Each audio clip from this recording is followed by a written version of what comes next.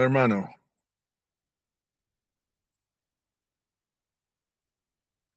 ¿Ya estamos? Ahí sí. Entonces, vamos a ver lo que es el lenguaje figurado. Y ahí en el capítulo aparecía una definición que era esto de tropos, ¿verdad? Que significa como cambiar dirección. Y es lo que justamente significa esto de la... Nosotros decimos figura.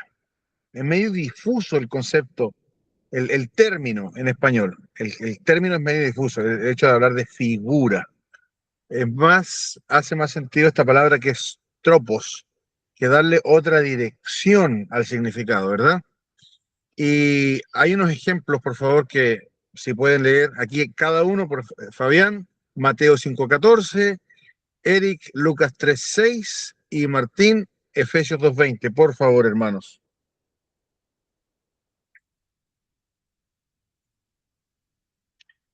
Vayan leyendo nomás. Mateo 5:14 dice, vosotros sois la luz del mundo. Una ciudad asentada sobre un monte no se puede esconder. Adelante. Lucas 3:6, ¿está bien, cierto? Uh-huh. Dice, y verá toda carne la salvación de Dios. Efesios, Gracias. ¿cuánto, pastor? Perdón. 2:20, hermano. Dice, edificado sobre el fundamento de los apóstoles y profetas, siendo la principal piedra del ángulo Jesucristo mismo. Bien.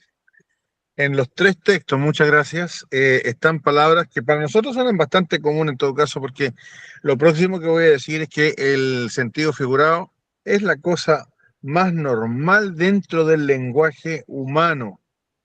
Y creo que ahí no reside, como decía el capítulo, no reside tanto el problema ahí en identificarlo, porque es muy normal. Y al contrario, como se pensaría, en la Biblia es muy normal identificar que hay textos en sentido figurado. Como en los tres textos decía, por ejemplo, luz, sois la luz del mundo, que no es literal, en ningún caso nosotros vamos a ser fuentes de luz. Un fuego es fuente de luz, un foco, una ampolleta, el mismo sol, las estrellas son fuentes de luz literal, pero nosotros, en este caso, se usa en sentido figurado, ¿verdad? Todo el mundo lo entiende. Lo mismo cuando dice toda carne verá la salvación, que carne ahí significa gente, personas. Bienvenido, hermano. Y al final, el fundamento de los apóstoles, y dice edificados, edificados. Está usando la palabra edificados en un sentido diferente al literal, porque nosotros no estamos siendo edificados, ¿verdad? No estamos nosotros siendo usados como elementos de construcción, pero así lo está planteando la escritura. Entonces, la imaginación en el ser humano hace que nosotros encontremos gratificante el sentido figurado.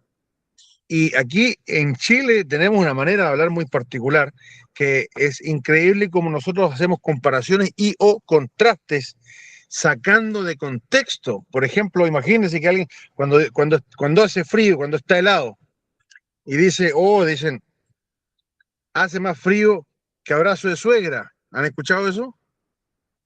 Imagínate, o sea, imagínate el hecho de sacar de contexto el frío atmosférico con el frío, en este caso, del amor, del corazón. Entonces, eso en Chile funciona bastante bien. Anoté otros, por ejemplo, cuando dicen que hay algo que está medio así como que arreglado, ¿verdad? Un concurso donde todos se sabían quién iba a ganar y dice, está más arreglado que mesa de cumpleaños. Entonces, imagínate cómo la imaginación te va ayudando y esa es parte de nuestro lenguaje, o como dice ahí, cuando En dice Argentina también, pastor. En todos los países, solamente que son los dichos que conocemos acá. De hecho, te iba a pedir, hermano, que nos dieras algunos de Argentina, pero imagínate cuando dicen este es manito de guagua, ¿verdad? Cuando, por ejemplo, ahí hay uno, lo estoy viendo, pero no quiero decir su nombre. Manito de guagua, ¿cierto? O en Chile decimos también volantín de cuero, que no se raja. O sea, no. Perdón, hermano. No sé que le hablaban al Eric. Ah, no, yo pensé que estaba diciendo presente. En fin, si nos puede compartir alguno de Argentina, hermano, sería bonito escucharlo. Más No, nervioso que con un pote. En este momento no tengo ninguno en mente, pero vos hablaste recién de la suegra. Acá se suele decir falso como beso de suegra. Claro, ¿me entiendes? Algo así. Entonces, el lenguaje humano está lleno de metáforas, lleno de figuras, por eso que se llama sentido figurado, porque el sentido figurado abarca varias figuras, y es lo que el capítulo enseñaba, ¿verdad? Hasta la metáfora, hasta el símil, la hipérbole, la ironía, lleno de figuras que lo que hace es que el significado de una palabra no es literal. Hay una desviación y lo hermoso de todo esto es que todo el mundo lo entiende, salvo personas que probablemente no estén familiarizadas con el idioma en esa región, ¿verdad? Típico que hay un montón de videos de gente que viene a Chile y no tiene idea cómo lo que están diciendo porque no está familiarizada. Lo mismo pasará en Argentina, lo mismo pasará en Perú y hablamos español, pero el asunto es que no hay familiaridad con el idioma de las figuras de dicción que allí se ocupan. Entonces la Biblia también está llena de eso. ¿Qué más decía? Hay una cosa que estoy citando textual del capítulo, dice, aunque tuviéramos un idioma con abundante acopio de palabras, como el necesario para expresar todas las ideas posibles, aunque haya tantas palabras, ¿verdad? La mente humana aún nos exigiría el comparar y contrastar nuestros conceptos. Y ese procedimiento pronto necesitaría una variedad de figuras de lenguaje. O sea, esto está en la mente del ser humano. Somos creados de esa manera. El lenguaje figurado de la Biblia, ¿ya? Por ejemplo, decía ahí que se utiliza el aspecto físico de la Tierra Santa, la geografía de la Tierra Santa. Leyeron el capítulo, ¿verdad? Ahí aparecía que se basa en la geografía de la Tierra Santa. También se basa en hábitos y usos de las tribus ahí mismas y también formas de culto israelita. Y tengo algunos textos. Hermano Eladio, por favor, Salmo 23.1, hermano Fabián, 72.6 y hermano Martín, 18.2. Son salmos. Disculpe, no le escuché el texto, pastor. Salmo 23.1. ¿Ese es para mí? Vaya leyendo. Sí, hermano, te toca a ti, hermano Eladio, el primero.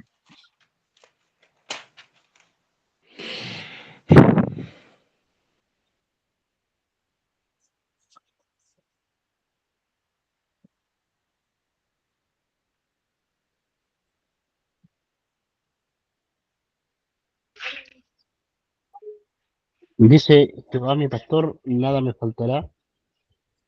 ¿Ese? Claro. Se fijan que el hecho de que el salmo completo dice, aunque ande, o sea, por lugares de delicados pastos, habla de los valles, ¿verdad? Habla de todo lo que es la geografía del desierto en Israel. Habla de, en fin, características de la tierra. El siguiente, por favor. Descenderá como la lluvia sobre la hierba cortada, como el rocío que destila sobre la tierra. Ahí está entonces, acuérdense que la lluvia era parte fundamental en Israel. Y nosotros en Chile lo entendemos muy bien porque regamos con canales, ¿verdad? Y precisamente en Chiloé, en Calbuco, no se riega con canales, se depende 100% de la lluvia. De hecho, yo siempre digo que la geografía de Chiloé es exactamente igual a la geografía de Israel. Es la tierra de montes y vegas. Eso es lo que hay en Chiloé, lo que hay en Calbuco. Es exactamente la misma geografía de Israel. Eran montañas que eran de mediana altura, de baja altura, donde tú no podías llevar el agua de abajo hacia arriba, como en Sodoma. Por eso Lot a Sodoma le impactó. Dependía 100% de la lluvia. Entonces, todo esto que ustedes han leído, Jehová es mi pastor, eso es sentido figurado. No es un pastor de ovejas literal, ¿verdad? Y tampoco desciende como el rocío, literalmente. Entonces son todos sentidos figurados. El Salmo 18.2, por favor. Jehová, roca mía y castillo mío y mi libertador. Dios mío, fortaleza mía, en él confiaré. mi escudo y la fuerza de mi salvación, mi alto refugio. Gracias. Todo eso de roca no es en ningún caso literal, pero se entiende. Ahora, lo que está tratando acá el punto es que se basan todas estas comparaciones en la geografía de Israel. Distinto hubiera sido si Israel hubiera estado en pleno desierto, como por ejemplo, como está Irak, ¿verdad? Irán. Hubiera sido otro tipo de lenguaje. Siguiente, por favor, Eric, Mateo 10:14, Eladio, Hebreos 10:2, 10:22. Fabián, por favor, Juan 13:14. Dice Mateo 10:14, y si alguno no os recibiere, ni oyere vuestras palabras, salid de aquella casa o ciudad y sacudid el polvo de vuestros pies. ¿Se dan cuenta? Sacudid el polvo de vuestros pies. Es simplemente, no se habla literalmente, ¿verdad? En ningún caso hay una ceremonia literal donde la gente sacudía, sino que son dichos que tienen que ver con costumbres de la época, ¿verdad? Siguiente, por favor.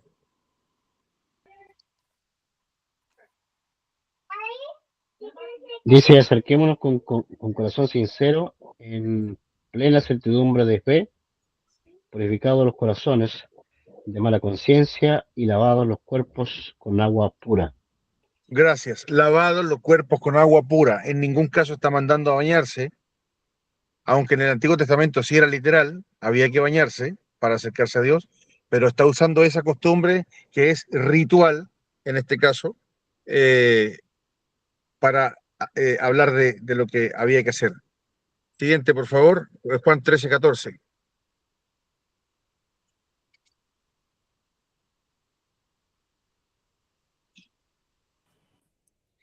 Juan 13:14 dice, pues si yo, el Señor y el Maestro, he lavado vuestros pies, vosotros también debéis lavaros los pies los unos a los otros. Se dan cuenta, ¿verdad? La costumbre de lavarse los pies, que muchas iglesias lo hacen literal. Qué impresionante. Lo hacen literal. Como que Dios realmente mandó a lavar los pies. En Timoteo se dice que las viudas había que preguntarse si había lavado los pies de los santos. Se usaba esa expresión para hablar de servicio. Son costumbres. Las siguientes tres, por favor. Martín, Salmo 141, 2. Eric, Juan 1:29 y Eladio, Romanos 12:1. Salmo 141:2 dice, suba mi oración delante de ti como el incienso, el don de mis manos como la ofrenda de la tarde. Gracias. Así como subía el incienso, así como subía el humo, ¿verdad? Suba la oración. No es literal, la oración no sube así, pero se comparaba con una costumbre, con un rito que había, ¿verdad? En el Antiguo Testamento. Siguiente, por favor, Juan 1:29. Al siguiente día vio Juan a Jesús que venía a él y dijo, he aquí el Cordero de Dios que quita el pecado del mundo. Gracias. No es literalmente un cordero, ¿se entiende? Y siguiente, por favor, Romanos 12:1. Dice, así que hermanos, os ruego por las misericordias de Dios, que presentéis vuestros cuerpos en sacrificio vivo, santo, agradable a Dios, que es vuestro culto racional. Ahí está, presentarse como sacrificio vivo. Entonces, insisto, las figuras de dicción tienen base en diferentes aspectos de la tierra, de las costumbres, de los mismos ritos religiosos. Dice aquí también del autor, la Tierra Santa abarcaba todo aquello que en el pensamiento del Creador sería necesario para desarrollar el lenguaje del reino de los cielos, o sea, de la Biblia. Montaña y valle, colina y llanura, lago y río, mar y horizonte, verano e invierno, siembra, cosecha, árboles, arbustos, flores, bestias y aves y un montón de etcéteras. Imaginad una Biblia en que se omitiera todo eso. La Biblia está llena de esa información en las figuras de dicción. Fíjense, por favor, lean ¿Quién leyó el último Eladio, verdad? Fabián, por favor, Segunda de Reyes 23:10. Miren, este es la primera vez que se menciona este lugar es en el libro de Josué. Vamos, Segunda de Reyes 23:10, por favor. Dice, asimismo profanó a Tofet, que está en el valle del hijo de Hinnom, para que ninguno pasase su hijo o su hija por fuego a Moloc. Gracias. Este es Josías. El rey Josías convirtió este lugar que le tocaba, era límite. ¿Por qué digo que se menciona en Josué? Porque, hermanos, fíjense que esto es parte de una doctrina en la Escritura.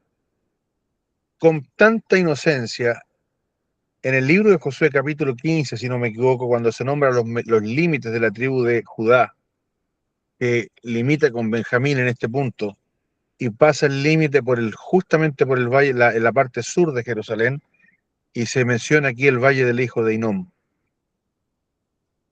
Lugar que después el rey Salomón terriblemente lo consagró a quemar hijos a Moloc, y varios reyes, incluido el rey Manasés más adelante.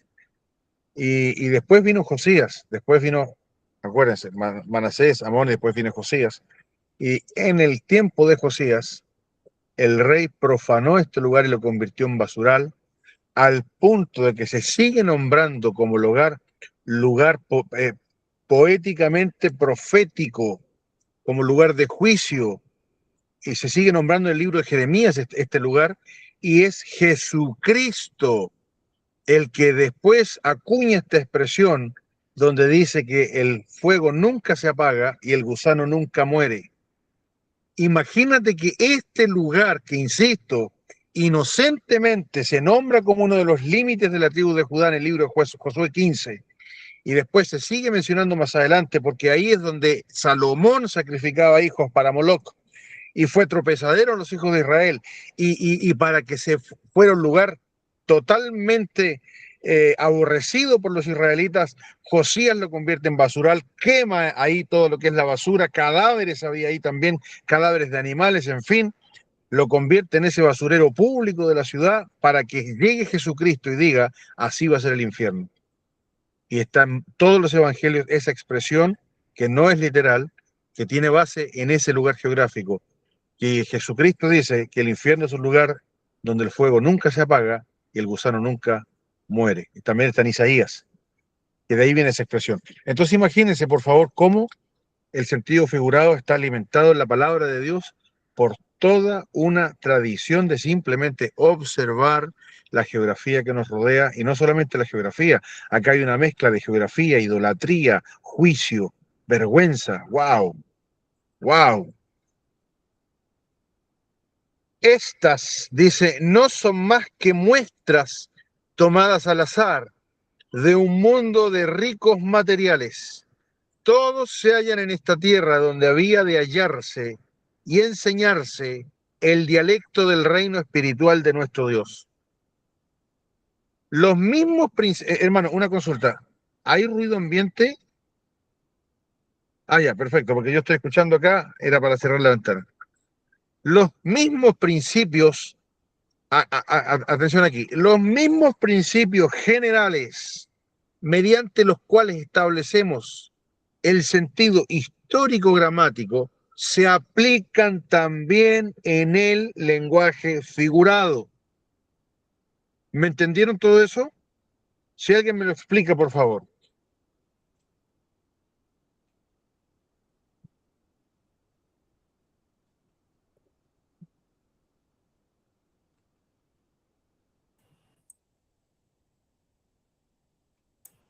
Tiene que ver con que el lenguaje figurado tiene un contexto. Exacto. Y que nosotros tenemos que perseguir cuál es la singular intención del autor. Siendo que hay sentido figurado, eso es inmediatamente identificado como que hay un significado secundario de lo que dice la palabra literalmente. Por lo tanto, ya encontramos ahí un doble sentido. Sin embargo, tampoco esto nos va a dar pie para encontrarle miles de significados, ¿verdad? El mismo contexto nos va a indicar justamente qué es sentido figurado y nos va a indicar qué se está tratando de decir, salvo que sea algo que nosotros no entendamos. Por ejemplo, a mí me pasó cuando yo estudié, ¿qué edad tenía yo? No sé, debo haber tenido unos 25 años cuando estudié el libro de Isaías, y yo tuve que tomar un libro de comentario, un libro de un diccionario bíblico, porque hay una sección en Isaías que es del 13 al 35, 13 al 34 creo que es, no recuerdo. A ver, déjame. Las divisiones de Isaías son bastante sencillas.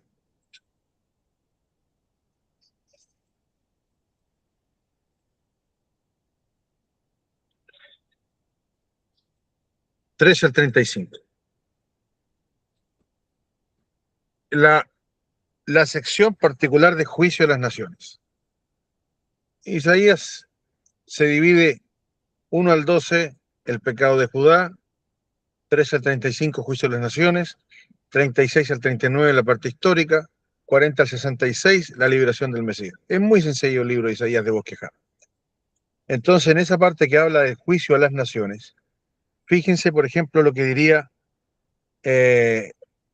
a ver, como tengo yo poca imaginación y no soy un poeta como Isaías, voy a hablar contra la Francia. ¿Qué podría yo decir contra la Francia? Va a haber una caravana de juicio. ¿Se entiende? Todos hinchas de River.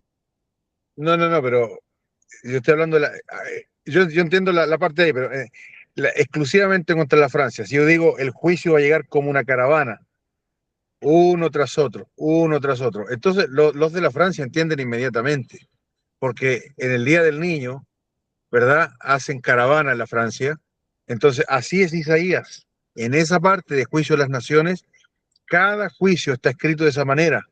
Va a llegar el juicio de Dios como una caravana. Es impresionante el libro de Isaías, esa sección.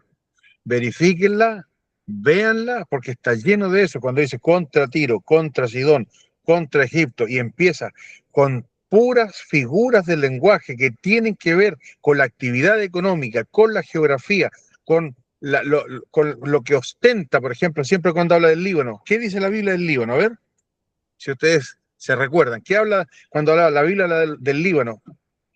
¿Cómo la Biblia representa el orgullo del Líbano?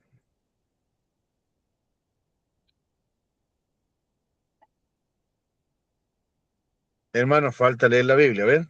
Con los árboles, ¿o no? Los cedros, justamente. Sí. Cuando dice los cedros del Líbano serán quebrantados, significa, es como que nos fuéramos a la región de la Araucanía y habláramos nosotros que sus araucarias, ¿verdad? Sus araucarias, y habláramos de las araucarias como que están erguidas ahí, o que hable de Chile o de Argentina y diga esos montes de orgullo, ¿se entiende? El libro de Isaías, la sección de juicio de las naciones, es así, es así. Entonces imagínense que, por ejemplo, dijera algo de Calbuco, que hable de que porque los de Calbuco no han sido luz, como se jactan de sus luminarias, pero no han sido esas luminarias. Entonces, así es el libro de Isaías, esa sección. Un calbucano o un chileno mirando Calbuco, conociendo Calbuco, lo entendería bastante bien.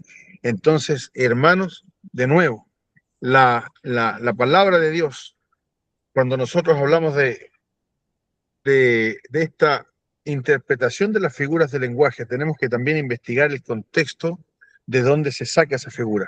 Por eso les digo, entreténganse ahí en el libro de Isaías. Yo creo que vamos a dar una tarea por ahí del libro de Isaías para ver todas esas cosas. Ahora, ¿qué opinan cuando se habla lo siguiente? Que nosotros hacemos interpretación literal y otra persona dice, pero ¿cómo va a ser literal si Cristo no es una puerta? ¿Verdad? No es una puerta de madera. ¿Cómo me estás diciendo que haces interpretación literal? ¿Cómo explicamos eso? ¿Cómo llegamos a resolvemos ese conflicto? Por una característica de la palabra que se está tomando como comparativo, que sería la puerta. Entiendo, pero por eso te digo, eso ya me echaría por tierra lo que estoy diciendo de que la interpretación es literal, porque no es literal. Pero nosotros decimos que hacemos interpretación literal. O sea, el autor usó lenguaje figurado. Ujú. Entonces, hay que querer entender qué es lo que dijo el autor, po, y ahí seríamos literales, porque cuál es el mensaje que él quiso traducir, o sea, decir al decir que es una puerta. Que justamente eso no significa literal, sino sentido figurado, Claro. Claro. pero es porque nosotros nos jactamos contra los que hacen interpretación simbólica, ¿verdad? Que Lo que nuestra pasa es que interpretación es literal. la interpretación literal solo la podemos hacer en la parte de narrativa, cuando Y eso es histórico, lo que, sí, gramatical. ¿Cómo? eso es lo que nos dicen, eso es lo que nos dicen. Pero cuando se dice literal, eso lo explicó Evis Carballosa. Ujú. Cuando se dice literal, no se está refiriendo a que es literalmente literal, sino que lo que se está refiriendo es que nosotros vamos a considerar cuando es figura de dicción y cuando no. Entonces él dice, lo que estamos diciendo es que es una interpretación literaria más que literal. O sea, que considera el género literario, ya sea figuras de dicción o literal. ¿Me siguen con eso? Por eso decía ahí que las figuras de dicción, si bien hay una interpretación figurada, aún así obedece a una única interpretación.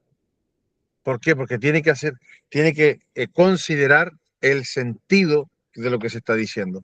Tiene que considerar el contexto, como decía Fabián. Entonces, Claro, ¿sí?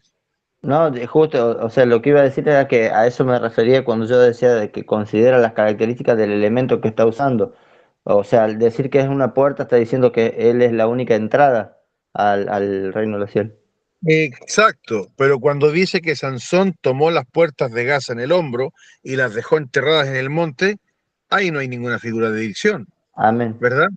Por eso está diciendo ahí, si habla históricamente, es histórico, si habla poéticamente, es poético, si usa símbolos o metáforas, se consideran esos símbolos o metáforas. O sea, por eso Evis Carballosa dice que el sentido que utilizamos es literario, o sea, tomamos en cuenta el género literario que se está usando.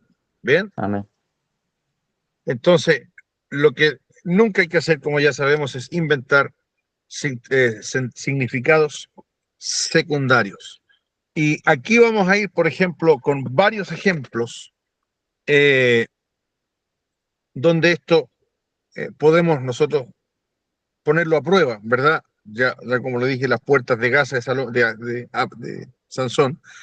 Vamos a ver unos pasajes, por favor. Hermano Martín, por favor. Primera de Reyes 17:12. Eric, Salmo 22, 1 y 16. Eladio, Juan 10:9. Fabián, Juan 2:6.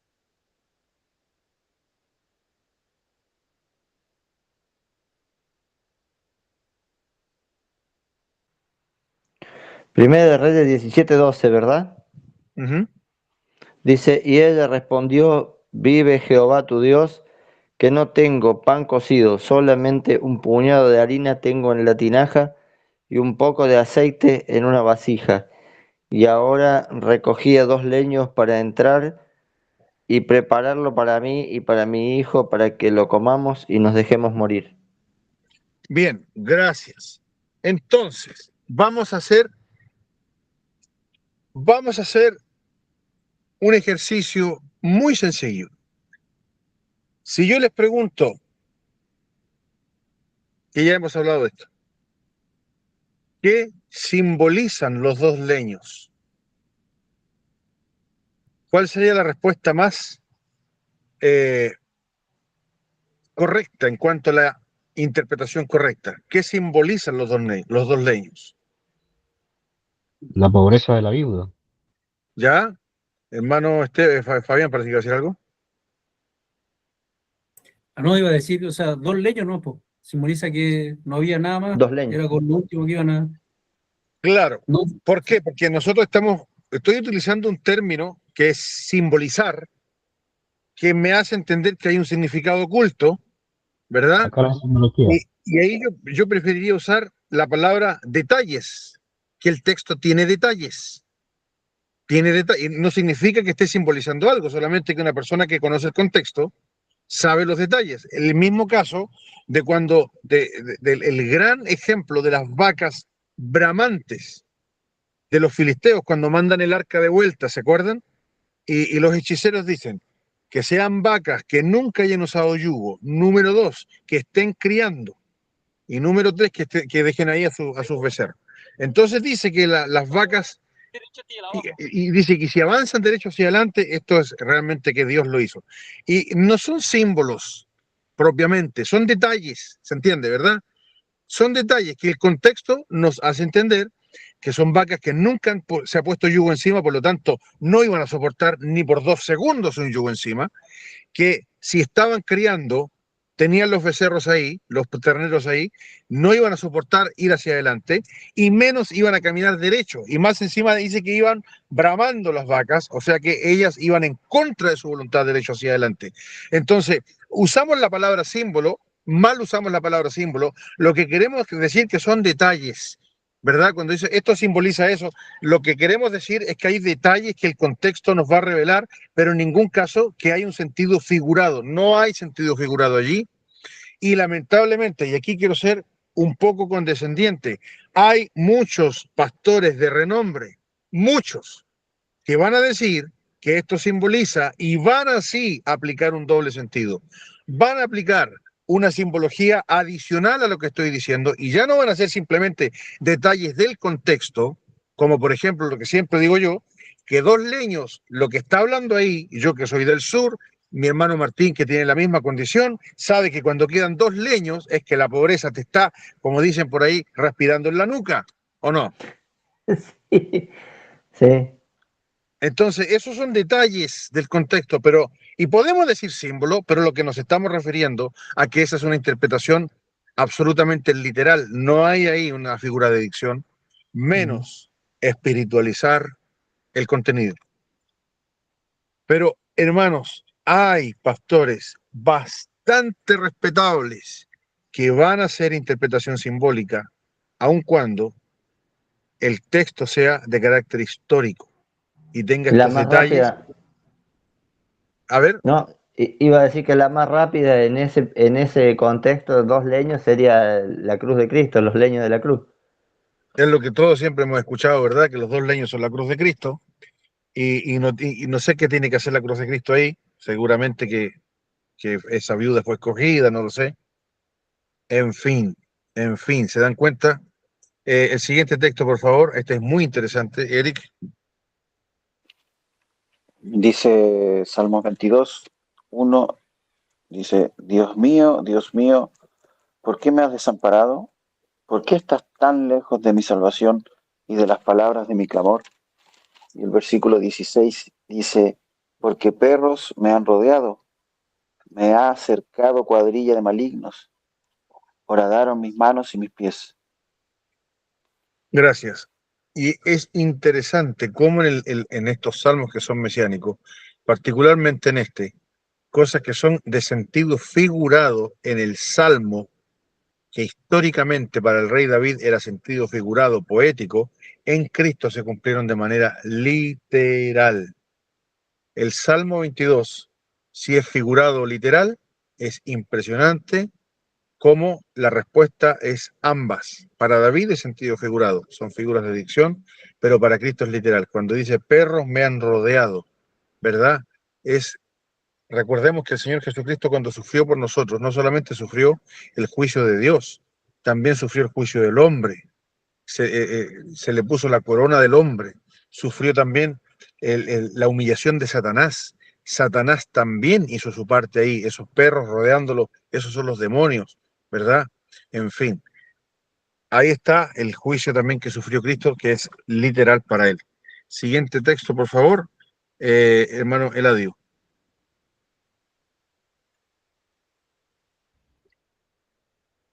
Dice, yo soy la puerta, el que por mí entrare será salvo, y entrará y saldrá y hallará pasto. Ya, hermanos, gracias. Aquí hay mucho que también podemos decir al respecto. Hay varios expositores que están buscándole el detalle a cada cosa. ¿Qué significa entrar y salir? ¿Qué significa? Que entrará y saldrá. El que por mí entrare será salvo, y entrará y saldrá. Será el nacimiento de una nueva vida. Y salir, porque se refiere al redil. Entra al redil, sale del redil. No sé si tiene que ver con algo en cuanto a tener una libertad en ese sentido. A ver, El moverse libre me refiero. ya, Una vez llegando a la salvación, claro. ajá. Pero se dan cuenta que Bueno, nosotros caeríamos en un error si nosotros estuviéramos buscándole el detalle a qué significa entrar y qué significa salir. Porque dijo, yo claro. soy la puerta, y que por mí entrare será salvo. Ah, me queda claro, pero después dice, y entrará, ya, perfecto, y saldrá. Pero ¿para qué quiero salir? Si quiero entrar. También esa, bueno, era Por una eso frase que ahí, usaban. sí, Ah, adelante. Sí. A ver, yo, ya. Yo iba a decir la que estaba buscando. era una frase común, por ejemplo, Salomón cuando ora le pide a Ujú. Dios, porque lo menciona, dice, y no sé cómo entrar ni salir, que es una frase, un hebraísmo, no sé qué usaban en ese tiempo, que tiene que ser, tiene que tener el sentido, o significaba como que no sé comportarme, no sé guiarme, o sea, no sé conducirme, no, O no cuando tengo dice que David entendimiento. entraba y salía, ¿verdad? Cuando Claro, dice que Saúl le hizo su paje de armas y entraba y salía.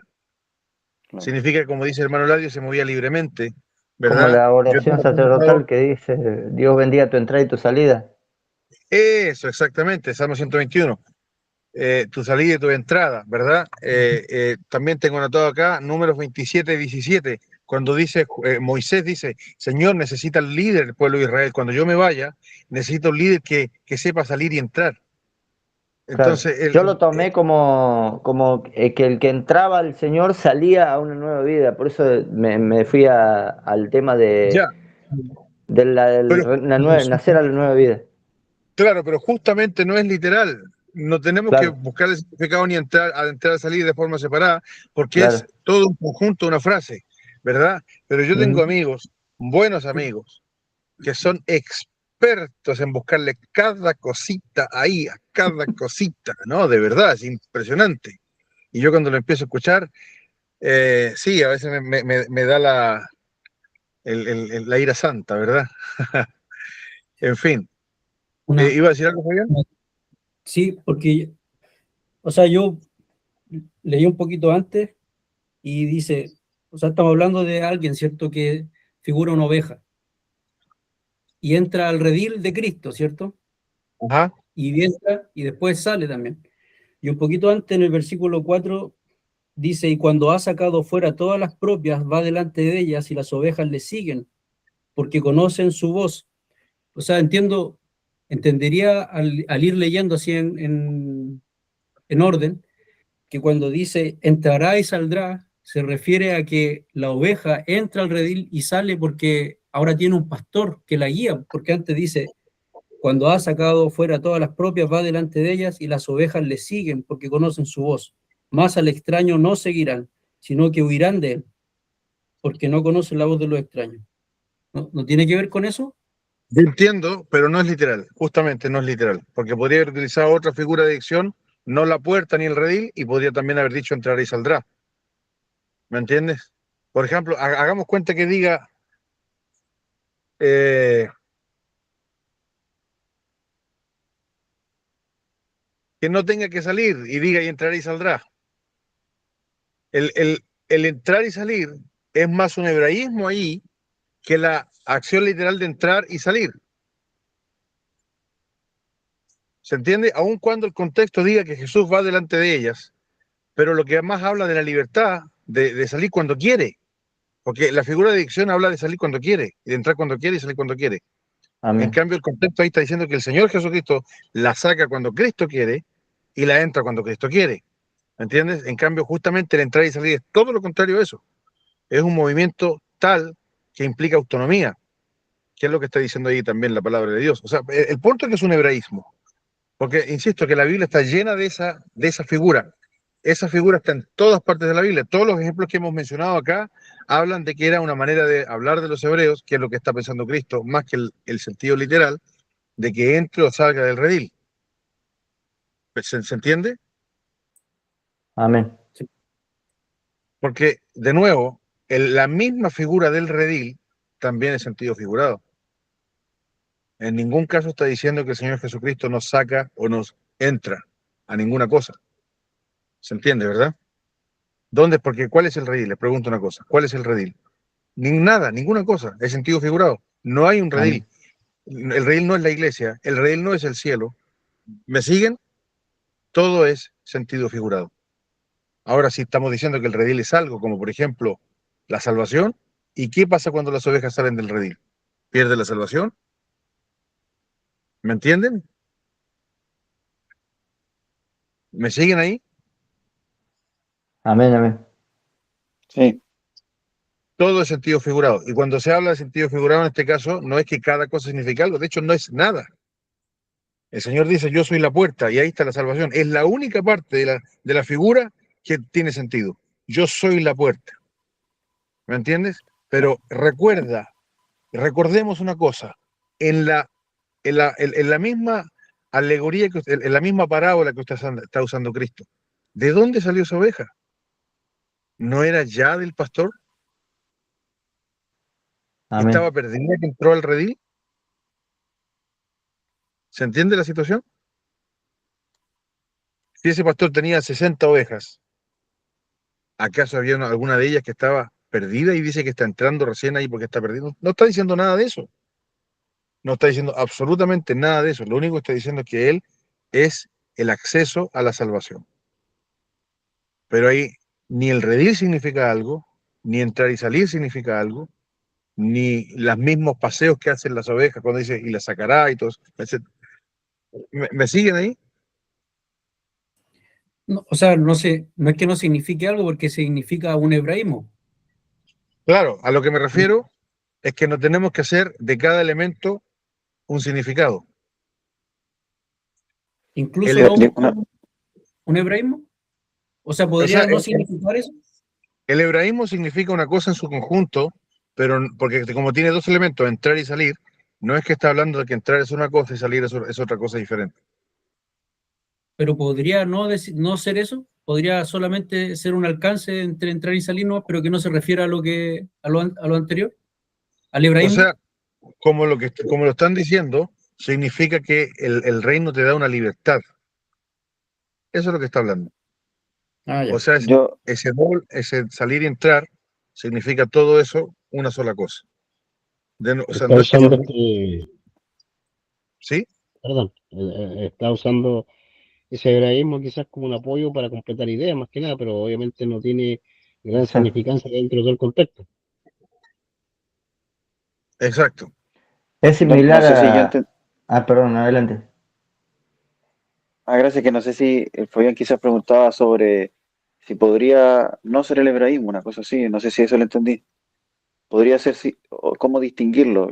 Mi- Parece que le entendí eso, pero yo quería acotar o aportar que obviamente si no sabemos de las figuras hebreas y todas esas cosas, obviamente nosotros leemos y no tenemos idea, pero a veces otra versión ayuda. Por ejemplo, yo tengo aquí una Biblia que es 60 con NBI y la NBI dice,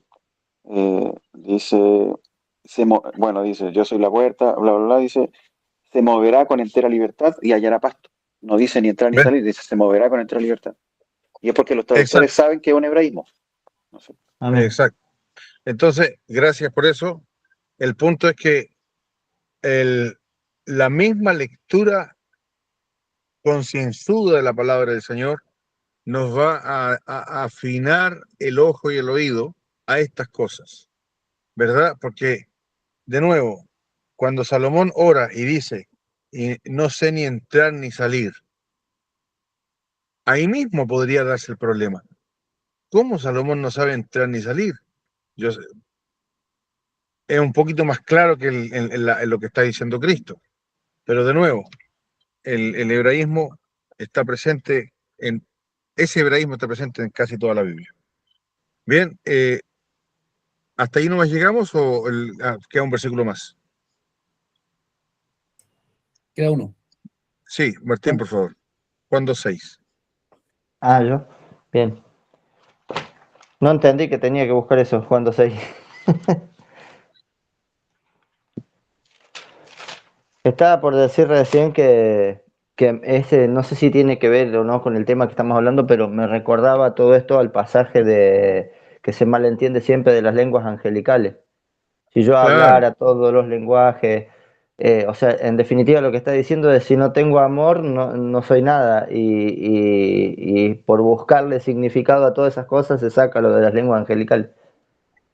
exactamente. También es un pasaje que comúnmente no se considera que es una figura de dicción que está haciendo una hipérbole, ¿verdad? Exacto, exacto. Lo mismo que cuando Elías está diciéndole que le hablen más fuerte a su Dios, o el mismo Jefté, ¿se acuerdan cuando Jefté dice, todo lo que tu Dios Quemos te posea, no lo poseerás? ¿Te acuerdas cuando Jefté le dice eso a los amonitas?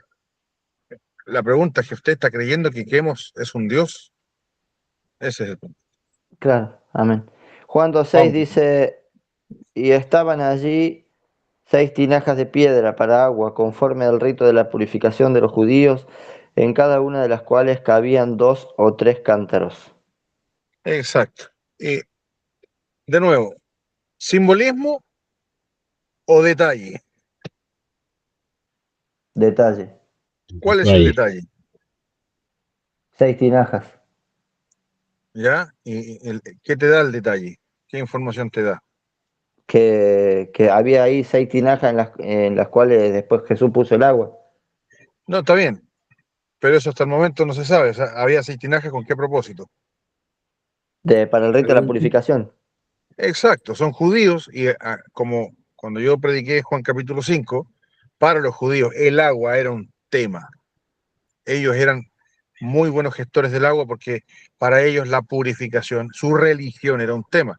Y eso justamente, de nuevo, yendo a Juan capítulo 5, el hecho que haya agua ahí, ¿verdad? Es un detalle, no es un símbolo, es un detalle.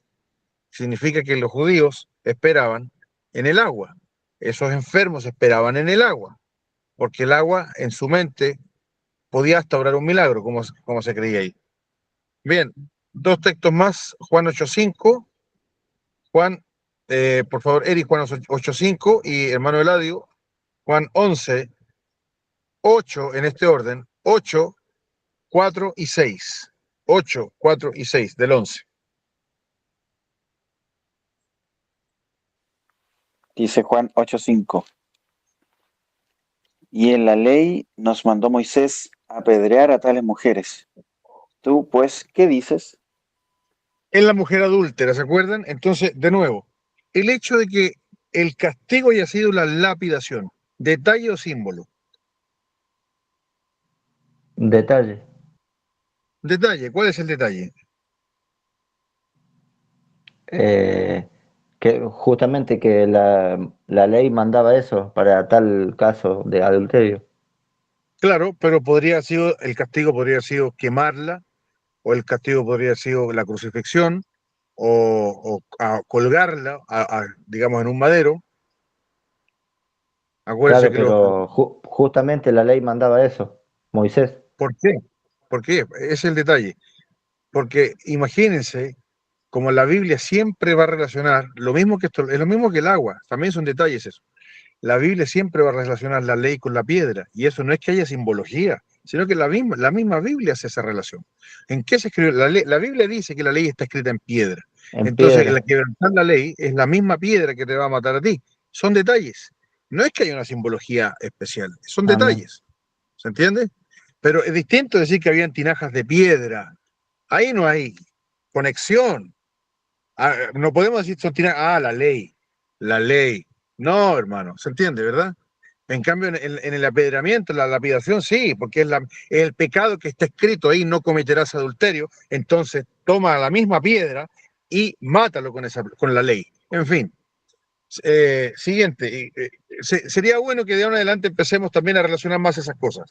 Pero es justamente lo que no estamos diciendo que con las figuras de dicción. Eso no es figura de dicción. Bien, hermano Eladio, Juan 11, 8, 4 y 6, por favor.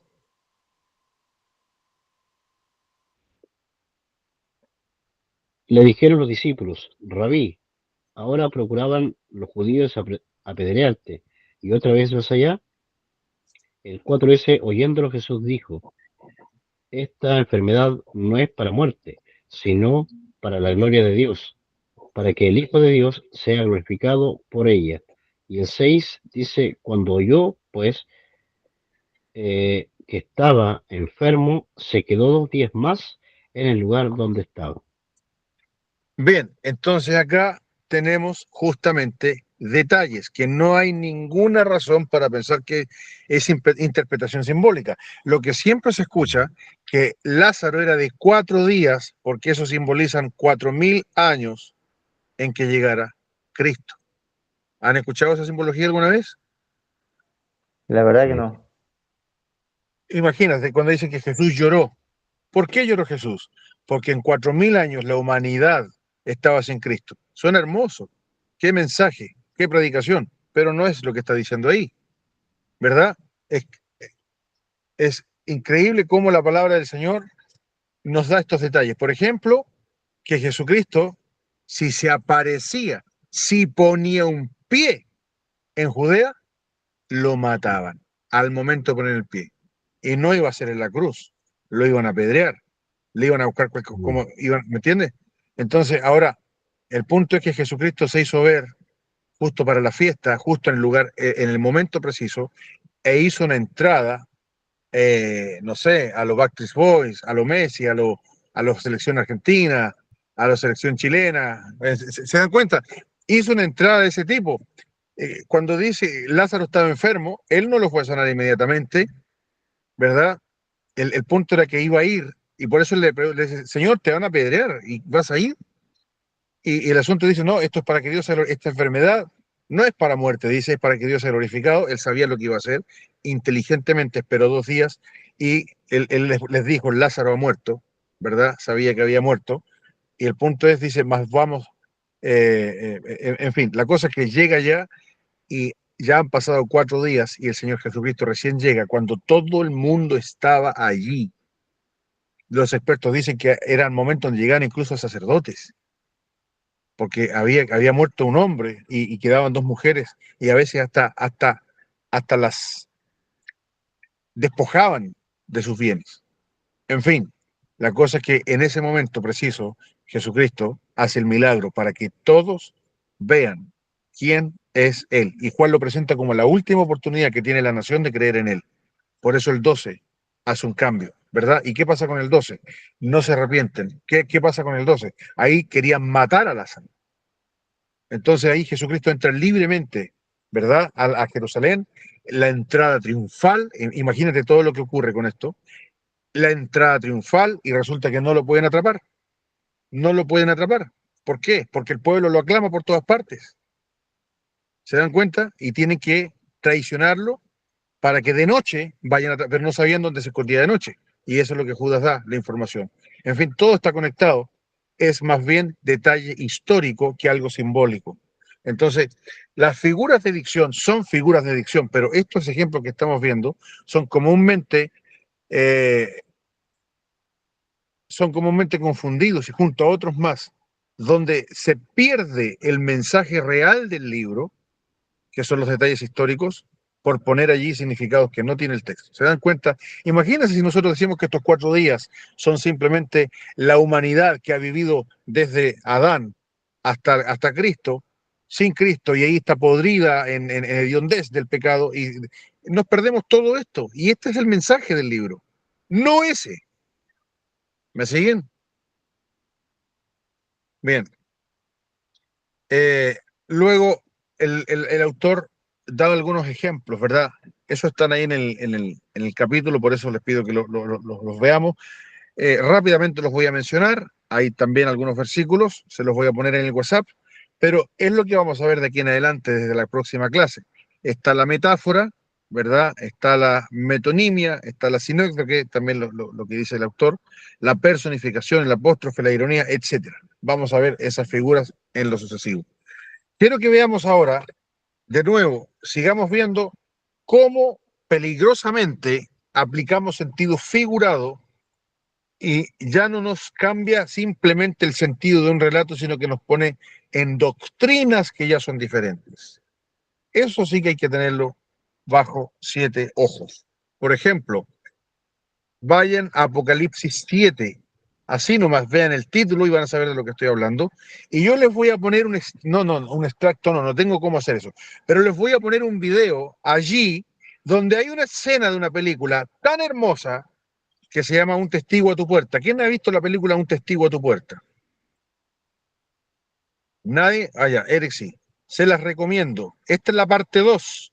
Vean solo esa escena, pero se les recomiendo que vean la parte 1 y la parte 2. Es impresionante porque hay una mujer que confronta la doctrina de Testigo de Jehová justamente haciendo esta pregunta. ¿Es figurativo o es literal?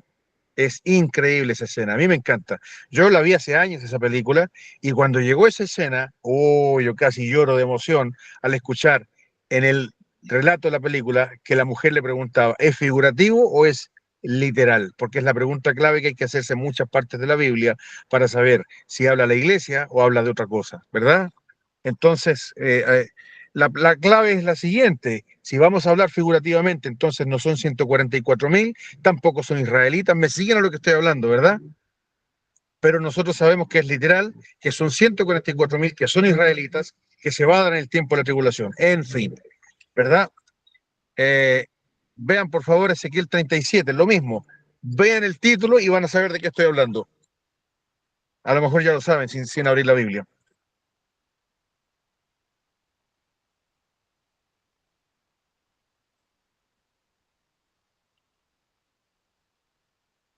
¿Ya lo vieron? El Valle de los Huesos Secos. Exacto. La misma pregunta, ¿es figurativo o es literal? Si digo figurativo, entonces va a significar cualquier cosa. Si digo es literal, tengo que decir que eso es Israel, es en el tiempo del milenio, no es en este tiempo. Amén. En fin, sigo. Apocalipsis 20. Inmediatamente vean el título y van a saber lo que estoy hablando. A lo mejor ya lo saben sin abrir la Biblia.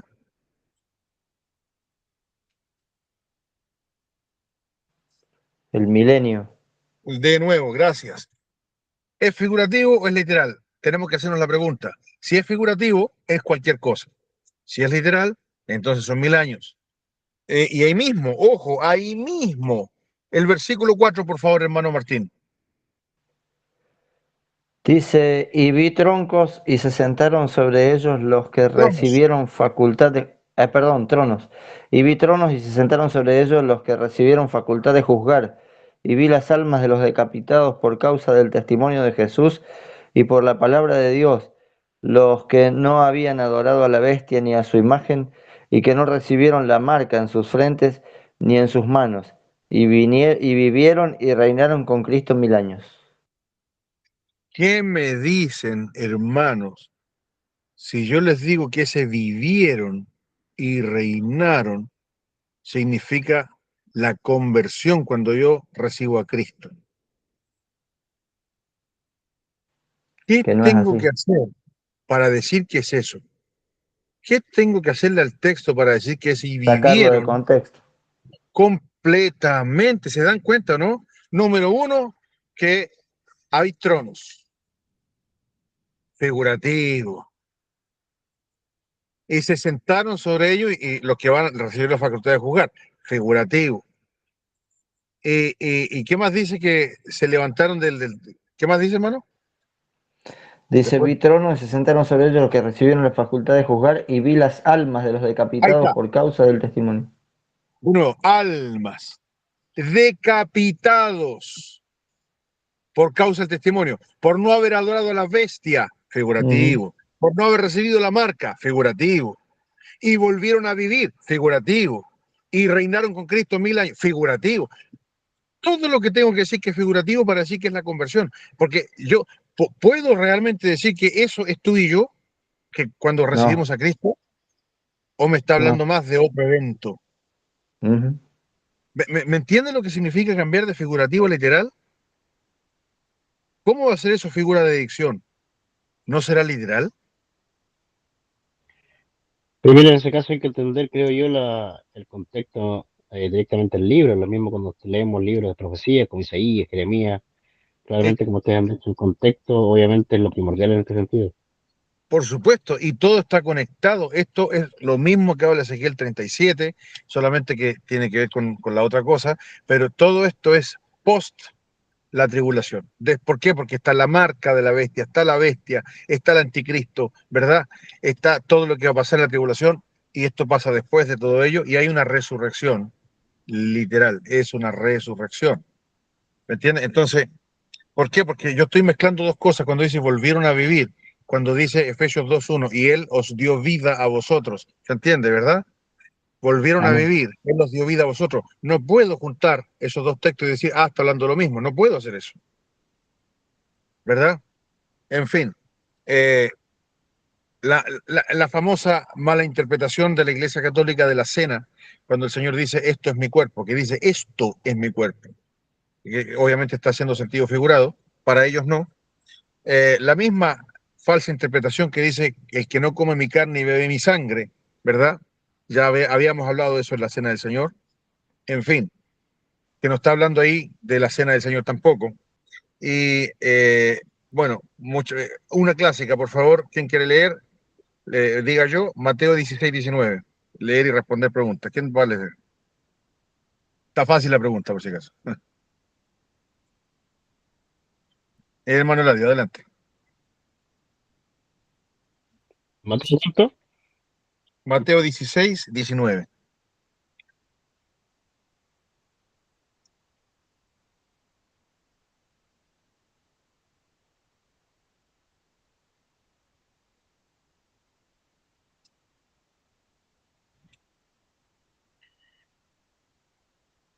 Y a ti, dice, te daré la llave del reino y de los cielos, y todo lo que atares en la tierra será atado en los cielos, y todo lo que desatares en la tierra será desatado en los cielos. Sí, debía haber puesto el versículo del capítulo 18, que no le dice a Pedro, sino que le dice a todos. Dice, y todo lo que atareis, en plural, que le dice a los discípulos que pueden atar y desatar. ¿Cómo podemos entender que aquí la iglesia o digamos los ministros del Señor pueden atar y desatar demonios, hermano Eladio? ¿De qué manera, qué tendríamos que hacerle al texto para decir que se está refiriendo a atar y desatar demonios? Obviamente, primero sacarlo de contexto en el sentido de que es un hablar general de Cristo, que efectivamente que todo aquel que tiene todo creyente que abre la Biblia y la lee, obviamente va a tener esa potestad. Ya, pero ojo, ¿por qué estamos hablando de potestad? ¿Qué palabra en el texto nos dice que habla de potestad? Cuando dice que las puertas del Hades no prevalecerán contra ella. Sí, pero y también dice las llaves, ¿se Ah, sí, entiende? amén. ¿Se entiende? Ahí está hablando de autoridad, el contexto habla de autoridad. En ningún caso está hablando de poder sobre los demonios.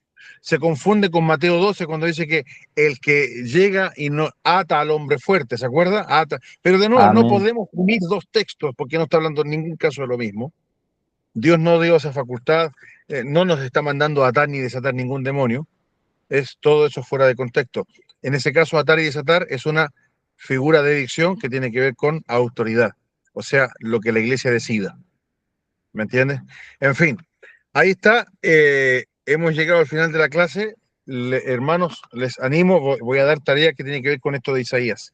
¿Ya? Así que tomen un diccionario bíblico, no inteligencia artificial, diccionario bíblico, porque necesita esto un poco de investigación. Y esta investigación es buena, hace bien. Bien, así que Amén. eso, hermano. ¿Sí? ¿Ibas a decir algo, hermano? No, dije amén nada más. Amén. Muy bien. Eh, ¿Quién llegó primero? Fabián. Hermano Fabián, por favor, oración. Para la grabación nomás y oración.